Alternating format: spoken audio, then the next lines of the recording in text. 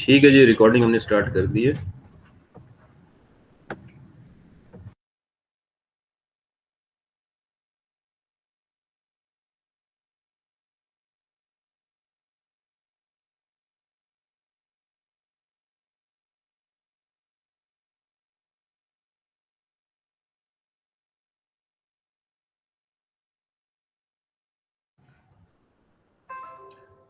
अच्छा जी, last session में हमने इंटरनेट प्रोटोकॉल की बात की थी, ठीक है। ये स्ट्रक्चर आईपी प्रोटोकॉल का है, जो कि हमने ब्रीफली बात की थी कि क्या क्या इसमें फील्ड्स होती हैं और कौन सी इंपॉर्टेंट फील्ड्स हैं जो कि हम ऑलरेडी डिस्कस करते रहे हैं। अच्छा, ये करेक्टरिस्टिक्स हैं आईपी वर्जन 4 की, बेसिक करेक्टरिस्टिक्स, ये हमने कल डिस्कस कर ली थी।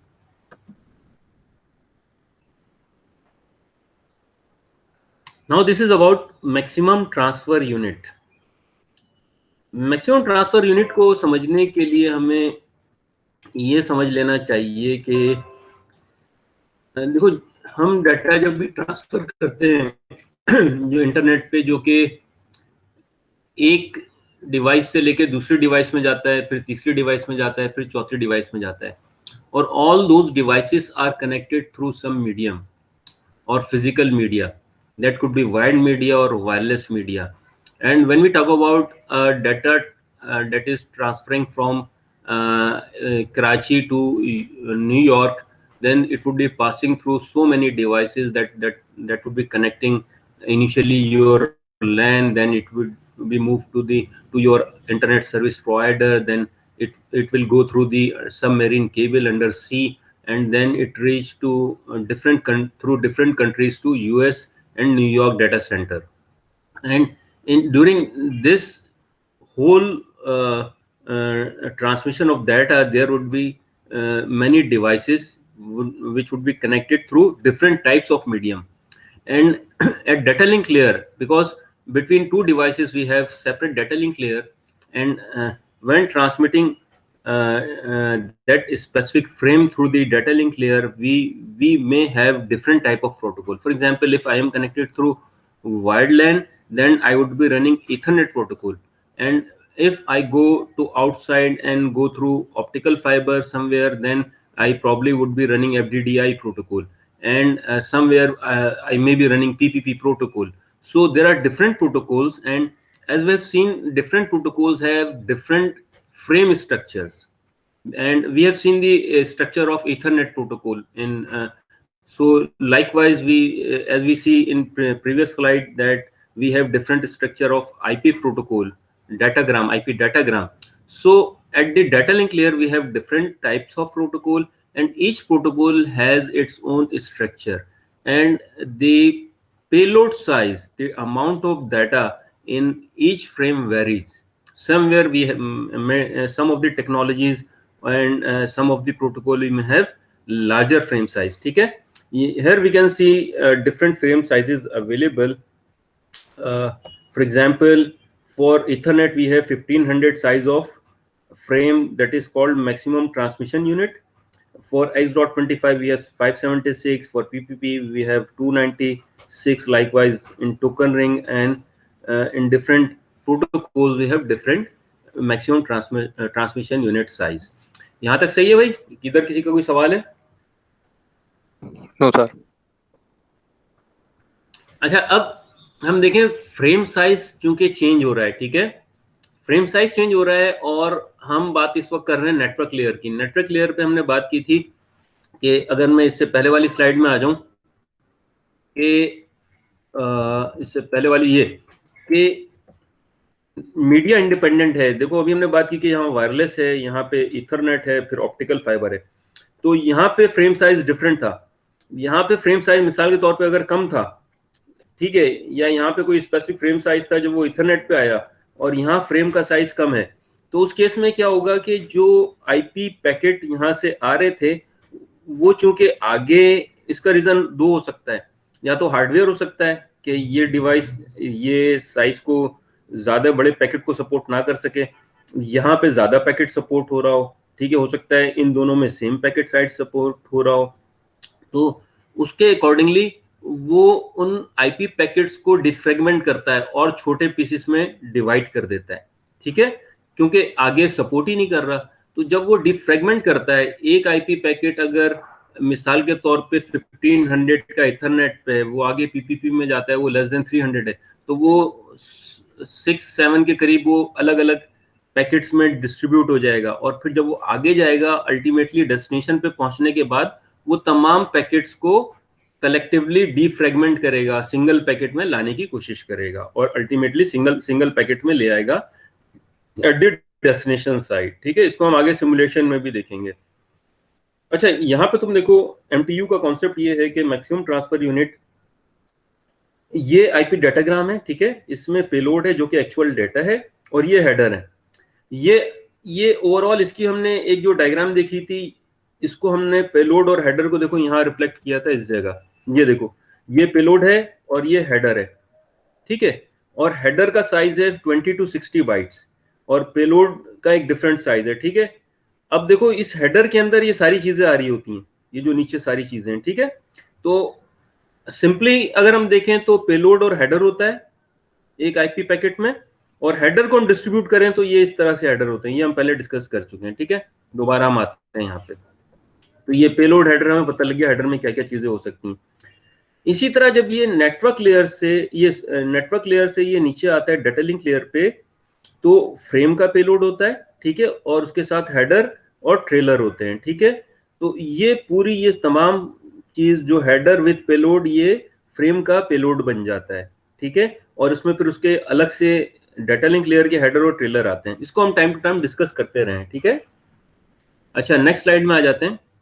फ्रेगमेंटेशन, ये हमने डिस्कस कर लिया कि डिफरेंट साइजेस होते हैं जिसकी वजह से वो उसको ब्रेक कर रहा होता है डिफरेंट जो है फ्रेगमेंट्स में। अच्छा जी, आईपी फ्रेगमेंटेशन एंड रीअसेंबली किस तरह होती है, इसके लिए अगर हम देखें कि इनिशियली ये पैकेट जा रहा है, ठीक है, और ये किस लेयर पे ट्रेवल हो रहा है?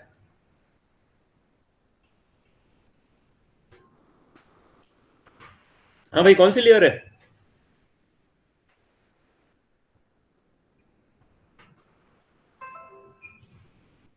Network layer. नेटवर्क लेयर है। देखो राउटर पे नेटवर्क लेयर पे राउटर ऑपरेट कर रहे होते हैं, लेकिन चूंकि ये पैकेट जो है यकीनन इस मीडियम के थ्रू जाएगा, ये मीडियम जो है कोई ऑप्टिकल फाइबर भी हो सकता है, कोई इथरनेट भी हो सकता है, ठीक है, या कॉपर वायर भी हो सकता है। अब कॉपर वायर से हम राउटर को कनेक्ट नहीं करते, लेकिन इससे पहले हमने शुरू में बात की थी कि जो कनेक्शन थे जो एग्जिस्ट करते थे वो टेलीफोन लाइंस ही थी, कहीं पे इथरनेट के वायर तुम्हें लटके हुए नजर नहीं आते थे रोड पे, ऑप्टिकल फाइबर कहीं नजर नहीं आती थी, जो भी होता था पोल लगे हुए होते थे, उस पर से फोन लाइन कॉपर वायर जा रहे होते थे। तो अगर हम 20 ईयर्स बैक चले जाएं तो मोस्टली हम कराची में या पाकिस्तान में कॉपर वायर यूज कर रहे थे, 25-30 ईयर्स में मोस्टली कर रहे थे, ठीक है। फिर around 20 years back optical fibre companies ने लाने शुरू कर दिए।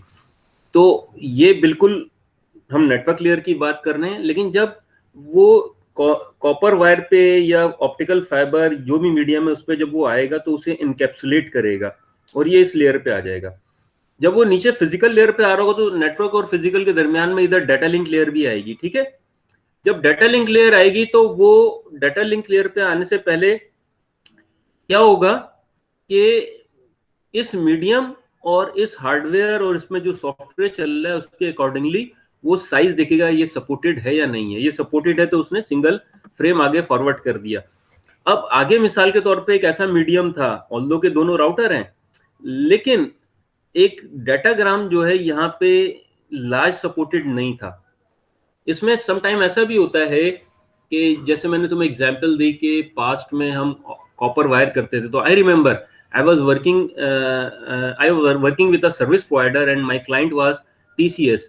So TCS के केस में क्या किया था, what I had to do कि मैंने यहाँ पे MTU साइज चेंज किया था। क्यों? क्योंकि TCS वालों को प्रॉब्लम आ रही थी कि उनका प्रॉब्लम ये होता था कि उनको रिस्पॉन्स सही नहीं आ रहा होता था, और हम ये चला रहे थे किस पे, टेलीफोन के वायर पे चला रहे थे कि टेलीफोन वायर से TCS कनेक्ट था और इनके राउटर पे आके TCS के यहाँ पे मैंने MTU साइज चेंज किया, MTU साइज को कम किया था कि अगर MTU साइज कम हो जाएगा तो छोटे छोटे पैकेट शायद ट्रांसफर हो जाएं और वो ड्रॉप ना हो। तो this is what we have been applying frequently in past years. जबकि मीडिया बहुत अच्छी क्वालिटी का नहीं होता था तो एमटीयू साइज कम कर देते थे।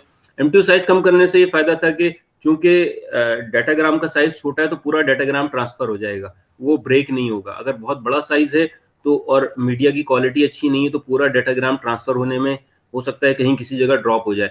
So that was one of the practice that I have shared with you कि उसमें एमटीयू साइज कम किया तो फिर वो पीछे से जो डाटाग्राम आ रहा था वो ब्रेक होकर छोटे डाटाग्राम में आगे ट्रांसफर होता था। ठीक है, तो इसका रीजन दोनों देखो राउटर एंड नेटवर्क लेयर पे हैं, लेकिन हो सकता है इस मीडिया पे इशू हो। ठीक है, हो सकता है यहाँ के एडमिनिस्ट्रेटर ने साइज चेंज कर दिया हो। ठीक है, ड्यू टू सम कंडीशन के ड्रॉप आ रहे हैं या मीडिया की क्वालिटी अच्छी नहीं है।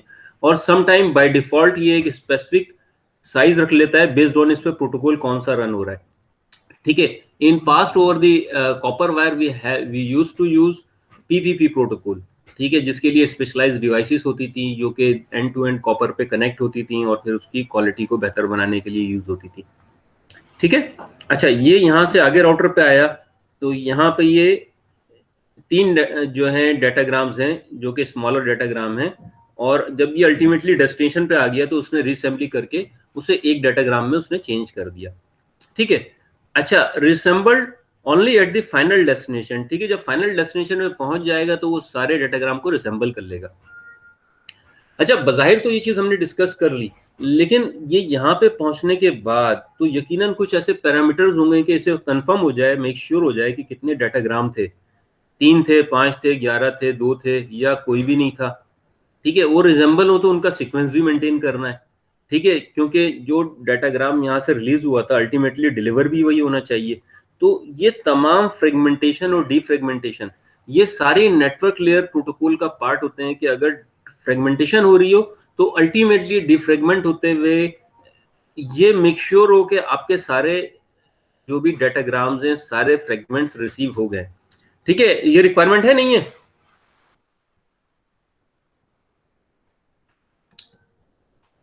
हाँ भाई, इसके बगैर काम चल सकता है क्या?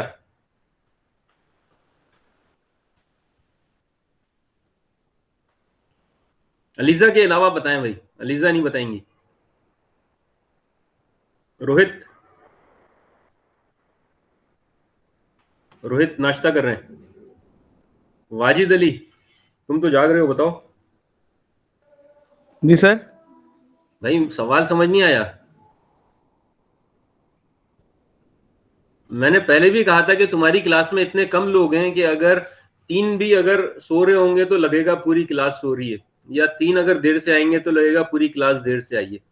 ठीक है, मैंने ये बात की कि अभी हमने फ्रेगमेंटेशन और डिफ्रेगमेंटेशन का जो प्रोसेस डिस्कस किया है इसको मेक श्योर करने के लिए कुछ कंट्रोल्स होने चाहिए ना। आईपी प्रोटोकॉल की अगर हम बात कर रहे हैं कि अगर कहीं बीच में फ्रेगमेंटेशन हुई और अल्टीमेटली फाइनल डेस्टिनेशन पे उसमें से एक जो है डाटाग्राम रिसीव नहीं हुआ तो कैसे पता लगेगा भाई इसकी कितने फ्रेगमेंटेशन हुई थी और कितने डाटाग्राम आने चाहिए थे?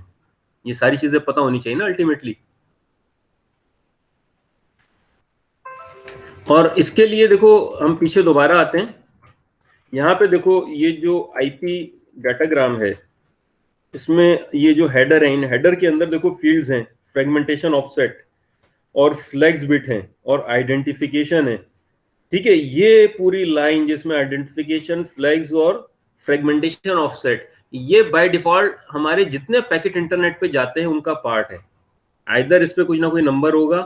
ठीक है, और अल्टीमेटली हमारे जितने पैकेट्स जाएंगे वो सब वहां पे इन फील्ड्स को वो चेक करेगी डिवाइस, ये सारे सीक्वेंस में हैं या नहीं है, या रिक्वायरमेंट फुलफिल कर रहे हैं नहीं कर रहे। अनलेस के रिक्वायरमेंट फुलफिल हो रही हो वो जो है डिलीवरी इंश्योर नहीं होती। ठीक है, तो देखो ये बाकायदा फील्ड्स हैं।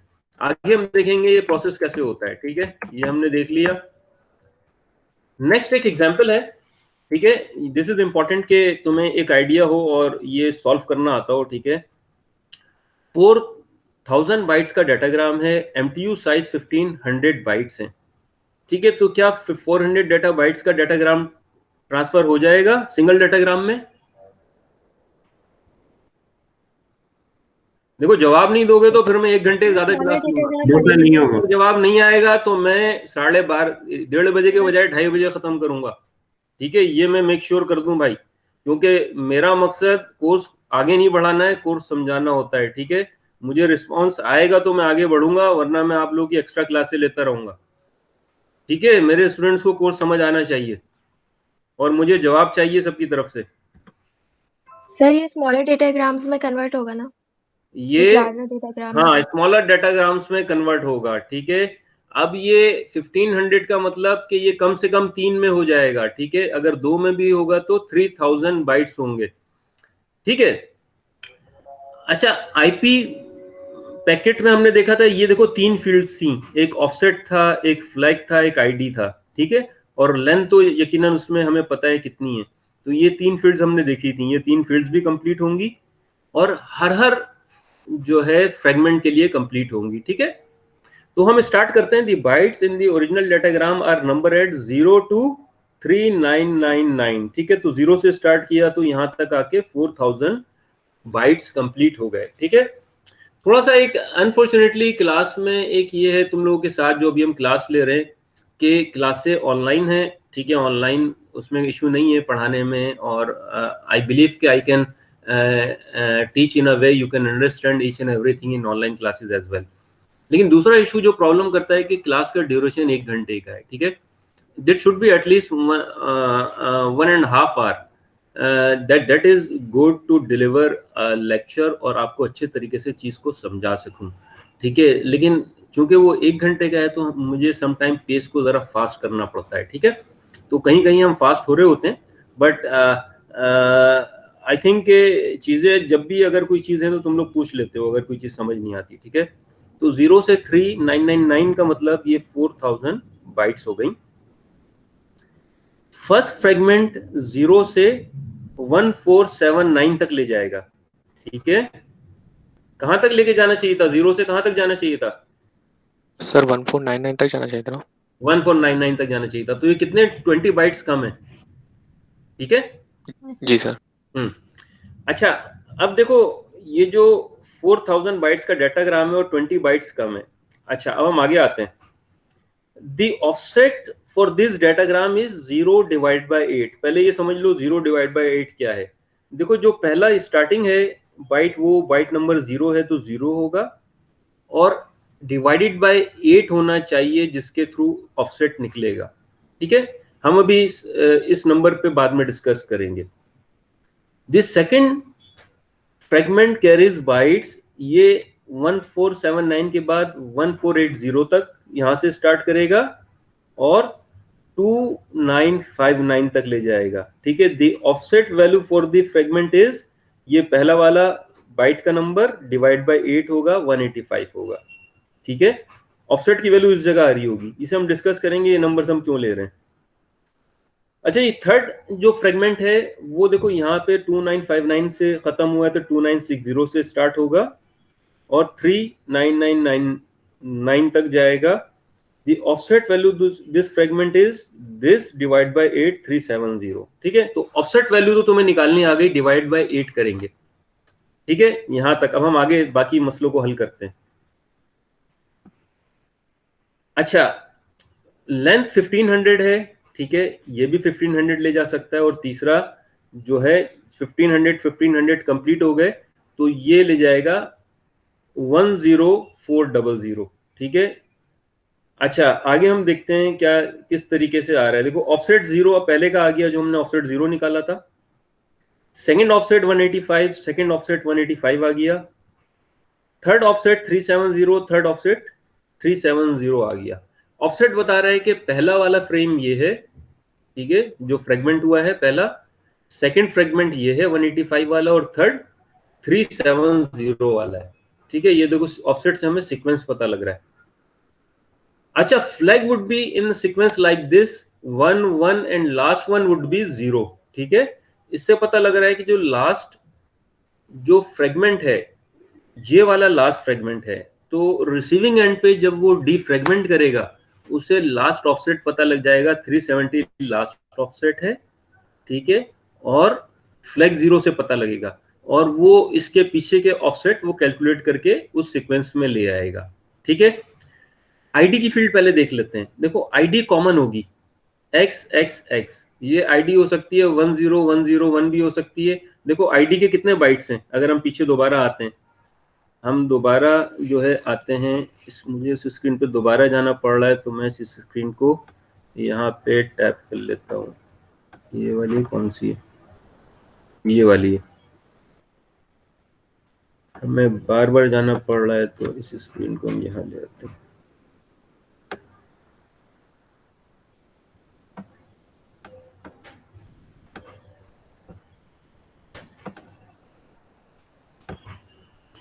देखो दोबारा हम आते हैं यहाँ पे इस जगह,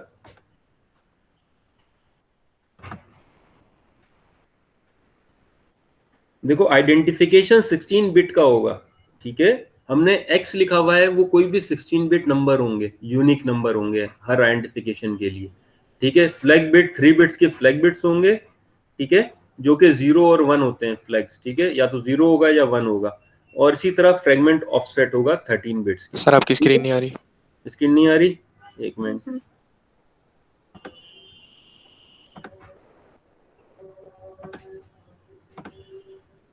हाँ जी, स्क्रीन आ गई जी सर। देखो आइडेंटिफिकेशन के हमेशा 16 बिट्स होंगे, फ्लैग के 3 बिट्स होंगे और फ्रेगमेंटेशन के 13 बिट्स होंगे। लेकिन I do not want you to learn those number of bits, ठीक है। ये याद करने की जरूरत नहीं है, एक चीज हमारे सामने है तो हम इनको याद करने के बजाय हम चीजों को समझें, और जो चीजें जो हमें किसी टेबल में अवेलेबल होती हैं, जो चीज किसी स्पेसिफिक स्ट्रक्चर में अवेलेबल होती है, तो उन्हें याद नहीं करने के बजाय उन्हें समझ लेना चाहिए, ठीक है। तो आइडेंटिफिकेशन 16 बिट होती है, हमने आइडेंटिफिकेशन x दिया है यहाँ पे, ठीक है, ठीक है। ये 16 बिट का कोई नंबर हो सकता है, ठीक है। तुम्हें एग्जाम में आइडेंटिफिकेशन जो भी दी जाएगी, तुम्हें हर जो है फ्रेगमेंट में सेम आइडेंटिफिकेशन लिखनी है। अगर आइडेंटिफिकेशन तुम नहीं लिखोगे या डिफरेंट रखोगे, इसका मतलब है तुम इस क्वेश्चन को नहीं समझते, ठीक है। अच्छा, The offset is measured in units of 8 bytes, ठीक है।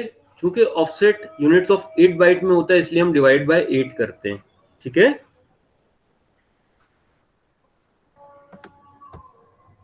अजान हो जाए तो अजान के बाद कंटिन्यू करते हैं।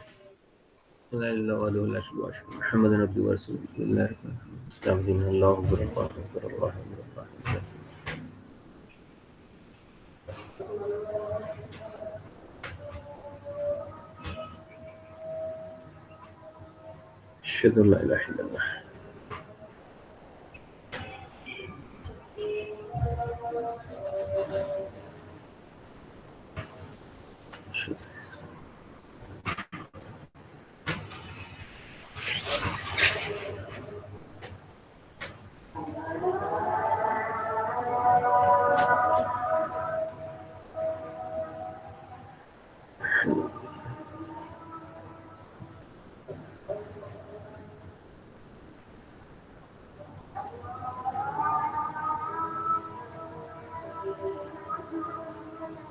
अशहदु अन्ना मुहम्मद रसूलुल्लाह सल्लल्लाहु अलैहि वसल्लम।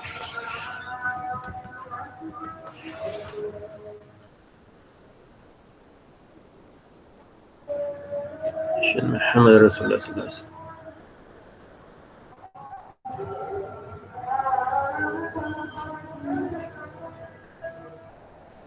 अशहदु मुहम्मद रसूलुल्लाह सल्लल्लाहु अलैहि वसल्लम।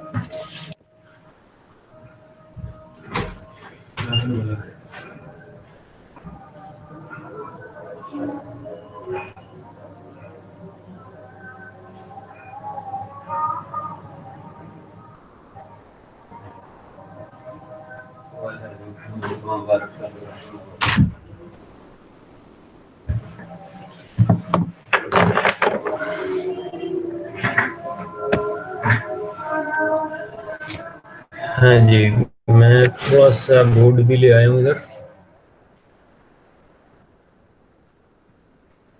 अच्छा जी,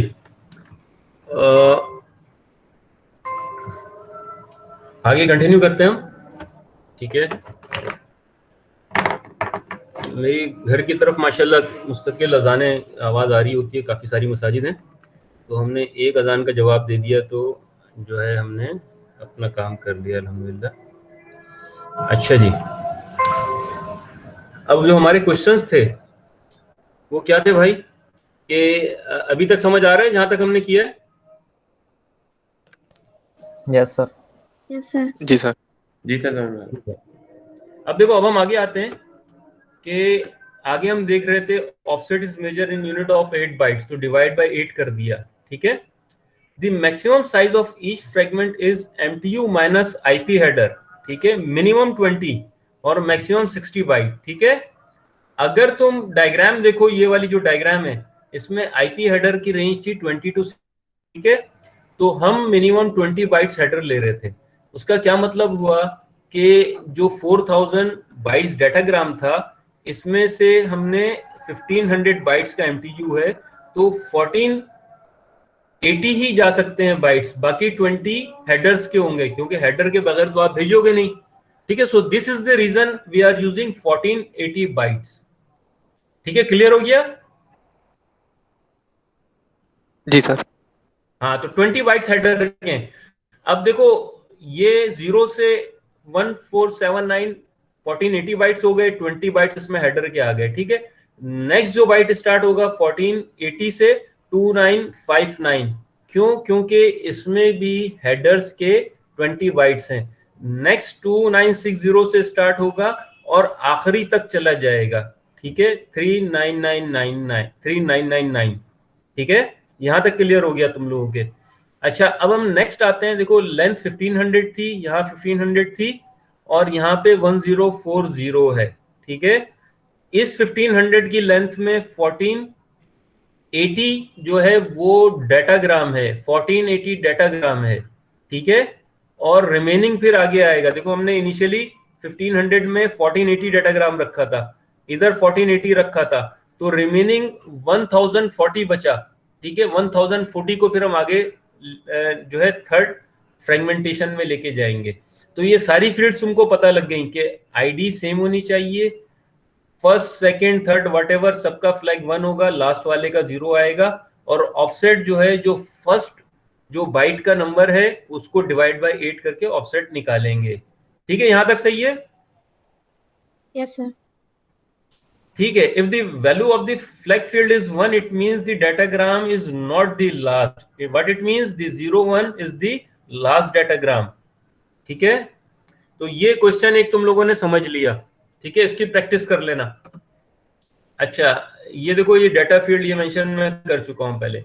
अच्छा, एक दूसरा सिनेरियो देखो, इसमें एक केस है कि there is a host A present in the network X, ये नेटवर्क एक्स है जहां पे होस्ट ए है, host B present in network Y, network Y में बी होस्ट प्रेजेंट है, बीच में एक राउटर है, एक ये नेटवर्क है, राउटर के पास एक दूसरा नेटवर्क है, तीसरा नेटवर्क ये जा रहा है। There exists a network Z having MTU 110 bytes, ठीक है, नेटवर्क Z है जहां MTU 110 बाइट्स का है। Host A want to send message to host B, A ने होस्ट B को मैसेज भेजना है, ठीक है। हम क्या करेंगे? Router 1, this is the router 1 receives a datagram from host A से इसने रिसीव किया, ठीक है। हेडर के 20 बाइट्स हो गए, पेलोड लेंथ जो है, पेलोड कितना है? 500 बाइट्स है, ठीक है। देखो, MTU अगर 520 है तो उसमें से 20 अगर हेडर के निकाल देंगे तो पेलोड कितना बचेगा? 500 बाइट्स बचेगा, ठीक है। और टोटल लेंथ 520 है। दिस इज फॉर राउटर 1, ठीक है, इस राउटर के लिए। अच्छा, consider router 1 divide the datagram into 3 fragments, ये 3 फ्रेगमेंट्स में डिवाइड करता है, तो maximum amount of data that can be sent in one fragment is 200 minus 20 is equal to 180। क्यों? क्योंकि देखो, हमने कहा जाना है, होस्ट बी में जाना है, ठीक है, होस्ट बी। तो यहाँ ये 200 कैसे आ गया? ये 200 इसलिए आया कि होस्ट बी जो वाई में है, नेटवर्क वाई में, उसका 200 बाइट्स का MTU है। ठीक है, क्लियर हो गया? जी सर। सर। हाँ, ये इसका 500 बाइट का था। जब ये 200 बाइट में जाएगा तो डेफिनेटली इसको 500 बाइट लेके नहीं जा सकता, उसे 200 में करना पड़ेगा। और 200 में से 180 डाटाग्राम होगा और 20 हेडर्स होंगे। ठीक है, तो 180 ही डाटाग्राम जा सकता है। और टोटल पेलोड कितना है, जो हम डाटाग्राम कह रहे हैं पेलोड, वो 500 है। ठीक है, तो इसको सॉल्व करते हैं। पहले तो हम ऑफसेट मालूम करेंगे डिवाइड बाय 8 करके। ठीक है, तो उसके लिए हम क्या करेंगे, first fragment the data is 176 byte. 176 क्यों आया? क्योंकि 0 से 179 तक जाना चाहिए 180 की अगर बात करें। ऐसा ही है? Yes sir. जी सर। जी सर। लेकिन क्या 180 डिवाइडेड बाय 8 होता है?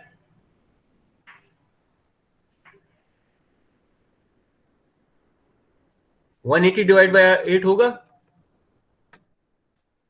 10। हाँ भाई, 180 कैलकुलेटर निकालो अपने अपने, देखो सर 180 डिवाइड 22.5 बाय आएगा, 8 हो रहा है। फ्रेंड्स में वैल्यू आ रही है। सर नहीं होगा। हाँ देखो, एक ट्रिकी पॉइंट ये है कि आपने ये तो देखना है 180 होना चाहिए, लेकिन डिवाइड बाय 8 होना चाहिए। ठीक है, तो मैक्सिमम यूटिलाइजेशन के लिए 180 से नीचे वाला जो नंबर जो कि डिवाइड बाय 8 हो सकता है, हम उस नंबर को लेंगे। तुम देखो 180 से नीचे वाला 176 आ रहा है, क्या 176 डिवाइड बाय 8 हो रहा है? Yes sir 22। ठीक है, तो हम लेंगे 176, तो ये 0 से स्टार्ट होगा और 176 बाइट्स तक जाएगा। ठीक है, अब 176 बाइट्स तक जाएगा तो first fragment contains the data 176 byte, second भी 176 बाइट होगा। ठीक है, और 500 में रिमेनिंग बचेगा 148 बाइट। ठीक है, तो लेंथ क्या बनेगी, 176 प्लस 20, 176 प्लस 20, 148 प्लस 20। ठीक है, ये लेंथ बनेगी लेंथ वाली फील्ड में। पहला फ्लैग जो फ्लैग कॉमन होगा। ठीक है, क्वेश्चन में अगर फ्लैग तुम्हें दिया है ABXY तो हर जगह फ्लैग में ABXY आएगा। ठीक है, पहला ऑफसेट क्या होगा, देखो पहला वाला बाइट 0 है, 0 डिवाइड बाय 8, पहला ऑफसेट क्या होगा, 0 होगा एग्जैक्टली। और पहला वाले जो डाटाग्राम है उसमें पेलोड के बाइट 0 से 175 तक जाएंगे। ठीक है, सही है यहां तक? Yes sir. सर ये पॉइंट रिपीट करेगा। जी और सर।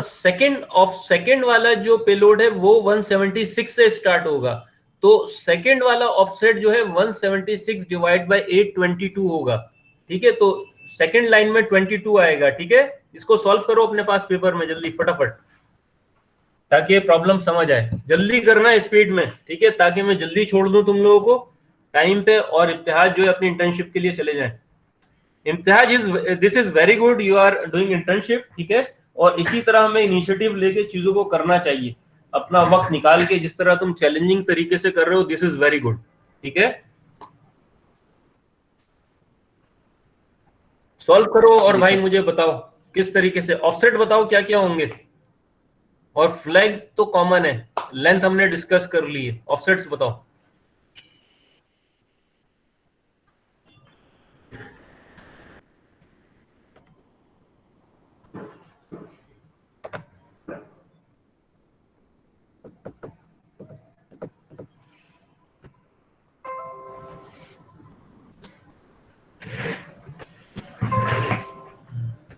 सर वो एक चीज और भी आपको बतानी थी। हाँ तो सर वो मैं और वहां से कल प्रोजेक्ट लेके आना चाह रहे हैं आपके पास। कल प्रोजेक्ट लेके आना चाह रहे हो? तुम और तुम्हारे साथ है वहां से कल जो है, कल तो नहीं हो पाएगा, हम फ्राइडे रख लें या नेक्स्ट वीक रख लें, बताओ। सर फ्राइडे तो सर हम भी वैसे कल ही आना चाह रहे थे। अच्छा नहीं, कल के अलावा कोई टाइम रखो, फ्राइडे या नेक्स्ट वीक कोई दिन तो मुझे बताओ। Sir next week. ठीक है, नेक्स्ट वीक जो भी है, अगर तुम जब आना चाह रहे हो मुझे मेल कर देना। ऐसा नहीं कि नेक्स्ट वीक अगर ट्यूसडे क्लास हो रही है, अगर तुम मंडे आना चाह रहे हो तो मुझे मेल कर देना, मेल पे भी कंफर्म कर सकते हैं। ठीक है, क्योंकि हमारी क्लास हफ्ते में 2 दिन होती है, तो हम तुम्हारा जब भी तुम्हारा ग्रुप एग्री हो तो मुझे मेल कर दो, अपने ग्रुप के मेंबर को कॉपी कर लो, मैं उस पर रिस्पॉन्ड कर दूंगा, तो अकॉर्डिंगली हम टाइम सेट कर लेंगे। ठीक है, ठीक है मेरे स्टूडेंट्स। सही सर। हाँ, ऐसा करना, कोई हम क्लास का इंतजार नहीं करेंगे बल्कि मेल करके कम्युनिकेट कर लेंगे। ठीक है भाई, ऑफसेट पहला वाला जो है वो आएगा 0/8। सेकंड ऑफसेट आएगा 176/8। क्या सर आपका बैकग्राउंड अच्छा है वो डिम हुआ है, मैं बैकग्राउंड चेंज करता हूं।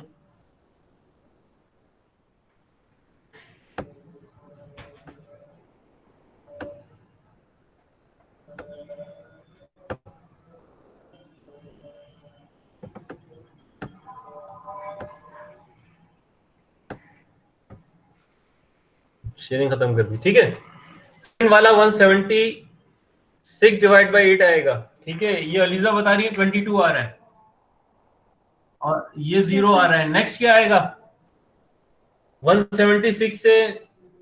नेक्स्ट जो है कितना आ जाएगा? 148/8।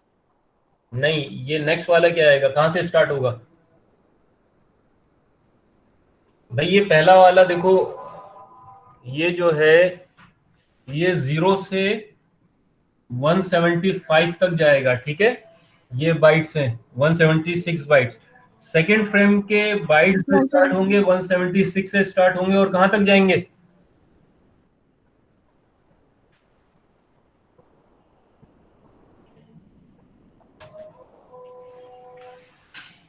ये कितने होते हैं? 340 सर 350 तक जाएगा। 352 होते हैं ना, जी 350 सर। तक जाने चाहिए। लेकिन हम लास्ट वाले के एक 0 से चूंकि हमने स्टार्ट किया था, एक नंबर पहले से स्टार्ट करते हैं, 351 तक जाएगा। ऐसे ही है? जी सर। तो नेक्स्ट वाला जो है 352 से स्टार्ट होगा और ऑफसेट भी 352/8 होगा। ये कितना नंबर आ रहा है?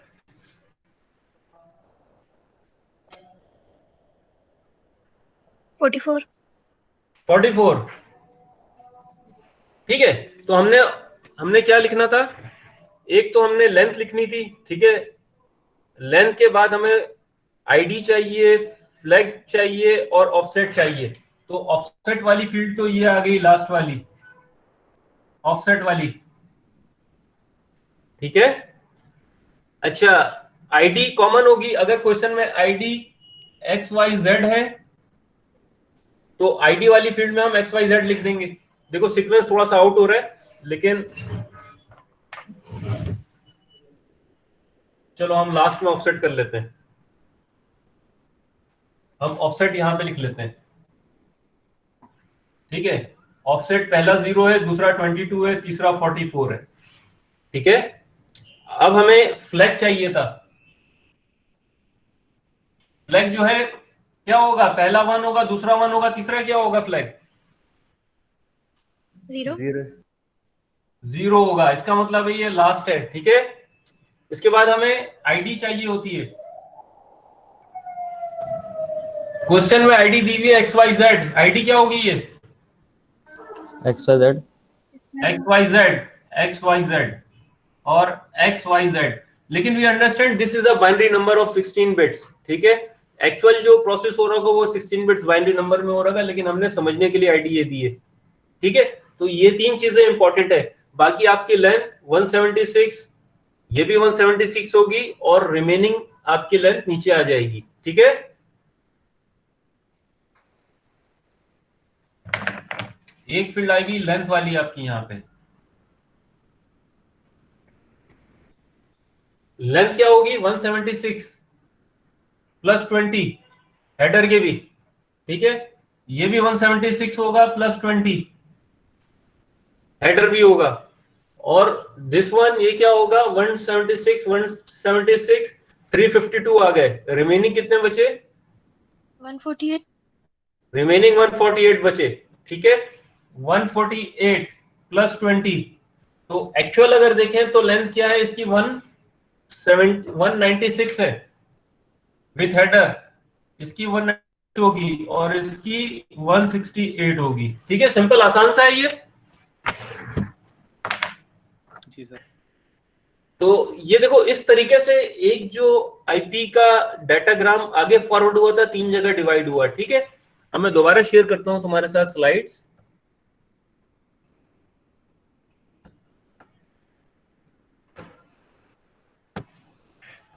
ठीक है, तो नेटवर्क ए से नेटवर्क बी के अकॉर्डिंगली उसका जो एमटीयू साइज था उसमें डिवाइड होकर यहाँ पे पहुंच गया, और होस्ट बी पे आके वो उसे रिजेंबल करेगा और तमाम जो है सिंगल डाटाग्राम में आ जाएंगे, और फिर वो डीकैप्सुलेट करके अपर लेयर में जाएगा, ट्रांसपोर्ट में, फिर एप्लीकेशन लेयर में जाएगा, और एक्चुअल डाटा जो है वो प्रेजेंट हो जाएगा एप्लीकेशन में।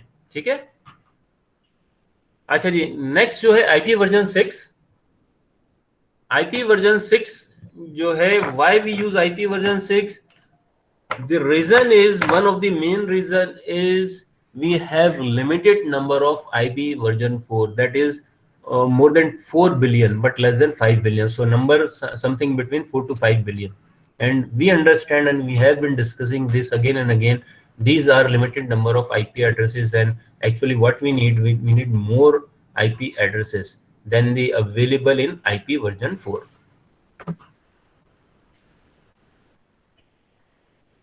ठीक है, देखो IP वर्जन 4, तुम्हें याद हो कि हमने गूगल का जब NS लुकअप देखा था तो इस तरह का एक नंबर आ रहा था। ठीक है, जो कि मैंने बताया था ये IP एड्रेस है और IP वर्जन 6 का IP एड्रेस है। ठीक है, अच्छा, IP वर्जन 6 की बात करें, with the rapid growth of internet after, ठीक है, commercialization in the 1990s, it became evident that far more addresses would be needed to connect devices than the IP version 4 address space. ठीक है, that this we have been discussing again and again. ठीक है, the IP version 6 uses 128 bits. ठीक है, तो numbers कैसे बनेंगे, जैसे 2⁻32 था IP वर्जन 4 में, तो इसमें 2⁻28 होगा, और एड्रेस रेंज क्या बन रही है, 3.4 into 10⁻38। That is too much addresses, कि अगर हम हर जगह हर बंदे पे और हर डिवाइस पे भी अगर एड्रेस दे दे तो this is too much and enough IP addresses. ठीक है, the two protocols are not designed to be interoperable. ठीक है, तो दो प्रोटोकॉल कभी भी इंटर ऑपरेट नहीं कर सकते। ठीक है, डिजाइन इस तरह नहीं किया गया कि वो एक साथ ऑपरेट कर सके। This is the challenge. ठीक है, तो thus the direct communication between them is impossible. अच्छा, नॉर्मली हम देख रहे थे कि इस तरह का मैकेनिज्म बनाया जाता है कि कुछ इंटर ऑपरेटेबल चीजें हों, बिकॉज द चैलेंज वाज बिगर, कि हमें जिस तरीके से जाना था, और तुमने देखा कि IP के लिए सिर्फ एक नंबर इंपॉर्टेंट नहीं है बल्कि उसका पूरा हेडर इंपॉर्टेंट है। और अभी जैसे हमने देखा कि फ्रेगमेंटेशन की इवन फील्ड, उसकी ऑफसेट की वैल्यू, तो इस तरह की बहुत सारी चीजें होती हैं कि ऐसा नहीं सिर्फ आपने नंबर बढ़ा दिया और कंप्यूटर पे जाके एक IP एड्रेस था 32 बिट, उसकी जगह नया IP एड्रेस दे दिया और बस खत्म हो गई बात। नहीं, उन तमाम चीजों के पीछे, हर बिट के पीछे कोई नंबर है, उसकी कोई आइडेंटिफिकेशन है, कोई उसका पेलोड का साइज है, कोई फ्रेगमेंटेशन की वैल्यू है, कोई ऑफसेट है। ठीक है, तो इस तरह उसमें इतनी सारी फील्ड्स हैं कि जब वो एक नेटवर्क से एक प्रोटोकॉल वर्जन से दूसरे में जाएगा तो वो सारी fields as it is transfer करना चैलेंज है।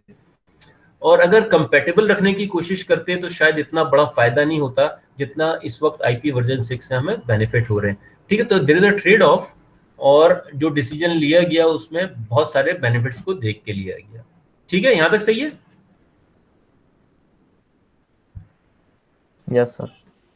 अच्छा, इसमें देखो अदर टेक्निकल बेनिफिट्स भी हैं in addition to larger addressing space. ठीक है, जाहिर सी बात है, जब इतना बड़ा प्लान किया गया है तो और भी बेनिफिट देखे गए होंगे जो कि IP वर्जन 4 की लिमिटेशंस हैं। ठीक है, it permits hierarchical address allocation method that facilitate route aggregation across the internet. ठीक है, ये सारी टर्म्स जो है तुम वो आगे अगर पढ़ोगे डिटेल में राउटिंग तो फिर पता चलेगा। ठीक है, limit the expansion of routing table. ठीक है, राउटिंग टेबल हमने देखा था कि वो हमारे कंप्यूटर पे भी था, राउटर पे भी था, कि राउटिंग टेबल बहुत बड़ा होगा अगर किसी कंप्यूटर में, तो राउटर को ज्यादा मेमोरी स्पेस चाहिए होगा और बहुत सारे राउट्स रीड करने के लिए उसका प्रोसेसिंग और टाइम ज्यादा चाहिए होगा। हालांकि फॉरवर्डिंग का डिसीजन जो ले रहा है उसे फॉरन राउटिंग टेबल से पता लग जाए कि किस इंटरफेस पे फॉरवर्ड करना है। ठीक है, तो बहुत सारे बेनिफिट्स हैं। इसके अलावा सिक्योरिटी के बेनिफिट्स हैं, device mobility, security and configuration aspects has been considered in the design of the protocol. ठीक है, तो these are some basic information about IP version 6।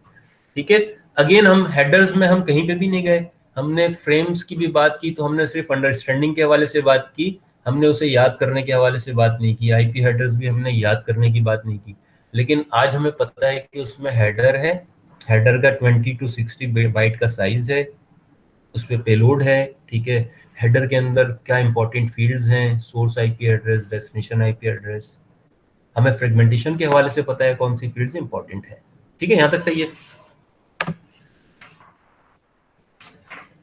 कोई सवाल अब तक तुम लोगों के जहन में? नहीं सर, अभी तो नहीं है। अच्छा जी, देखो आईपी वर्जन 6 का हेडर का फॉर्मेट है। ठीक है, पेलोड है और बेसिक हेडर है, 40 बाइट्स का हेडर है, इसमें फिक्स है। वहां पे वर्जन 4 में 20 to 60 बाइट था, दिस इज फिक्स 40 बाइट्स। ठीक है, और अप टू 65,000 बाइट्स।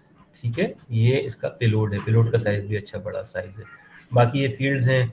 ठीक है, प्रायोरिटी है, फ्लॉट जो है, फ्लो लेबल्स हैं, नेक्स्ट हेडर है, ये सारी डिटेल्स हैं जो कि डिटेल में अगर हम जाते हैं इस पे स्पेसिफिकली डिटेल में पढ़ेंगे तो ये हम फील्ड्स को देख सकते हैं। अच्छा जी, इसमें देखो transition from IP version 4 to IP version 6 हमने बात की कि ये सपोर्टेड नहीं है, तो ट्रांसिशन कैसे होगी? ये तो पॉसिबल है ही नहीं कि हम सपोर्टेड नहीं है और ट्रांसिशन भी ना करें। तो दुनिया में ऐसा भी नहीं हो सकता कि हम पूरी दुनिया वालों से बोले भाई कल से सारे आईपी वर्जन 6 कर लो, ऐसा भी बहुत मुश्किल है। ठीक है, लोग तो अपनी सहूलत के हिसाब से करेंगे।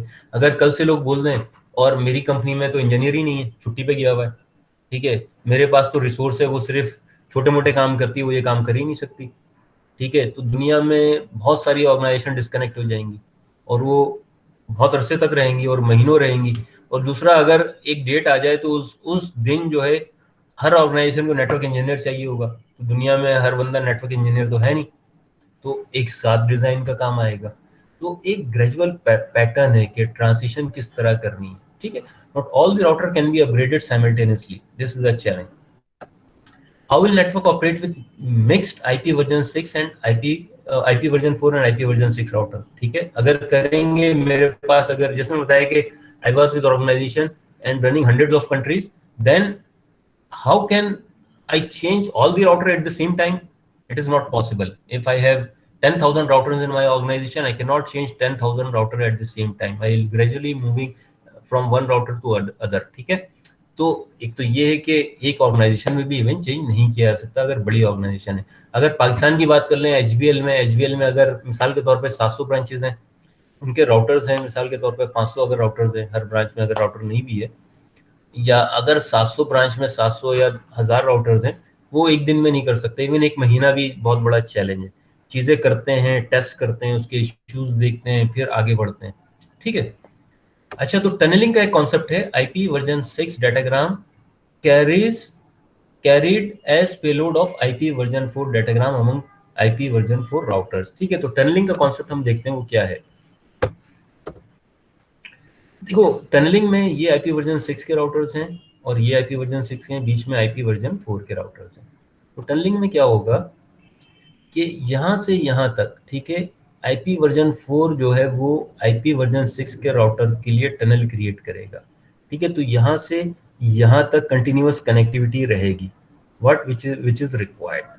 ठीक है, कि अगर कुछ राउटर्स हमने कर लिए और दरमियान के राउटर्स आईपी वर्जन 4 के हैं, तो what we use tunnelling in this way. उसके लिए क्या होगा,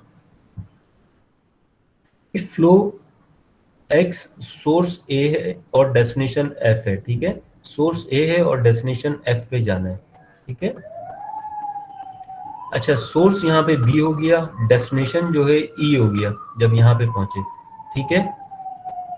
फ्लो एक्स है, सोर्स ए और डेस्टिनेशन एफ, ये देखो ये इसको इनकैप्सुलेट कर दिया गया है, ठीक है, रेड कलर में।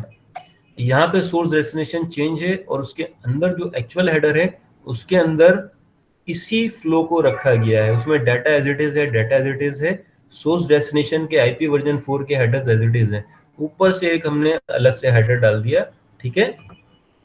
जब यहाँ पे आया तो सोर्स जो है बी था, डेस्टिनेशन ई था, और इसके अंदर जो है एज इट इज ये वाला है जो एक्चुअल पेलोड विथ हेडर, इसका पेलोड बन गया, वही पेलोड बन गया और रेड कलर में हेडर आ गया। और आगे अगर हम जाएं तो ये एग्जैक्टली जो यहाँ पे पेलोड था वो बाहर आके ये पेलोड इधर आ गया और दिस बिकम हेडर, ठीक है। तो इस तरह इनकैप्सुलेशन करने से बीच में जो आईपी वर्जन 4 के राउटर्स थे या आईपी वर्जन 4 के नेटवर्क थे, उनके थ्रू हमने आईपी वर्जन 6 के जो पैकेट्स है उनको हमने ट्रैवल कर दिया। So this is the technique tunnelling which is used to intermix the network of IP version 4 and IP version 6। ठीक है, यहां तक सही है? Yes, sir. ठीक है, so this is about the network layer that we have completed and हमने यहाँ पे राउटिंग प्रोटोकॉल डिस्कस नहीं किए, जो हमने बात की थी कि बहुत डिटेल में जाना पड़ेगा, और राउटिंग प्रोटोकॉल डिस्कस करने के साथ साथ उसमें इम्पॉर्टेंट है कि उसको देखना कि कौन सा प्रोटोकॉल कहाँ पे यूज हो रहा है, उसकी कॉन्फ़िगरेशन क्या है, किस नेटवर्क के लिए सूटेबल है। तो वो एडिशनल टॉपिक्स हैं, वो हम हमारे कोर्स का पार्ट नहीं है और आगे भी कोई ऐसा कोर्स नहीं है जिसमें हम डिस्कस करें।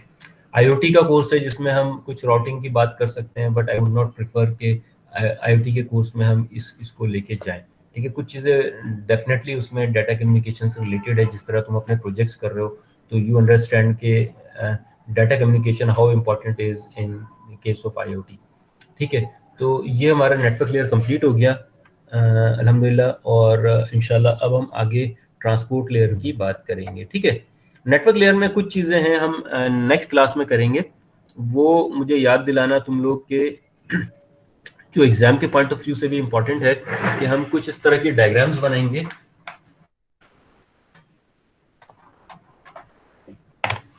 ठीक है। कुछ राउटर्स की डायग्राम बनाएंगे इस तरीके से, ठीक है, और उसको कनेक्ट करेंगे और वहाँ पे आईपी एड्रेसेस हम दे रहे होंगे, ठीक है, और उधर एक सबनेट मास्क होगा, उसमें से तुम्हें आईपी असाइन करना होगा। तो इस तरह की डायग्राम मैं एग्जाम में दे रहा हूँ। हम कोशिश करेंगे कि तुम्हारा नेक्स्ट क्विज जो है, बल्कि नेक्स्ट क्विज हम रख लेते हैं नेक्स्ट वीक, ठीक है, और उसमें उससे पहले जो हमारी क्लास होगी ट्यूसडे वाली, उसमें हम इन चीज़ों को भी डिस्कस कर लेंगे। वो याद से मुझे बता देना, ठीक है, क्योंकि ये कॉन्सेप्ट तो तुम लोगों का डेवलप हो गया है और उसमें इम्पॉर्टेंट है कि हम उसे क्लास में कर लें ताकि एग्जैक्टली तुम्हें एग्जाम में आइडिया हो कि किस तरीके से क्या चीज़ें कहाँ पे आईपी एंटर करना है। वरना तुम लोगों को पता है अगर मैं 4 आईपी का पूल दे दूंगा तो एक नेटवर्क हो जाएगा, एक ब्रॉडकास्ट हो जाएगा, उसमें से 2 आईपी असाइन हो सकते हैं, ठीक है। तो आइडियली ये बात हम पढ़ चुके हैं, लेकिन हम उसकी प्रैक्टिस करेंगे तो that would be more beneficial for you, ठीक है। Yes, sir. ठीक है, चलो फिर इंशाल्लाह अटेंडेंस में तुम सबकी लगा दूंगा, और नेक्स्ट क्लास में ये मुझे याद दिलाना और मुझे मेल कर देना अपने प्रोजेक्ट के हवाले से, ठीक है। और नेक्स्ट वीक हम वेडनेसडे को इंशाल्लाह क्विज लेंगे, ठीक है। और सर ये लास्ट क्विज होगा? हाँ, लास्ट क्विज इसे कर लेते हैं अगर तुम कहोगे तो। नहीं सर, मैं पूछ रहा हूँ। नहीं नहीं, ठीक है, हम कोशिश कर लेंगे लास्ट हो जाए, ठीक है, क्योंकि नेक्स्ट वीक के बाद तुम्हारा एक ही वीक रह जाएगा, ठीक है। तो उसमें ये क्विज हो जाएगा, उसके अलावा फिर तुम्हारा ये प्रोजेक्ट हो जाएगा, ठीक है। तो वो सारी चीजें इंशाल्लाह हम कंप्लीट कर लेंगे, ठीक है। ओके सर, ओके, अल्लाह हाफिज। अल्लाह हाफिज। अल्लाह हाफिज। अल्लाह हाफिज सर।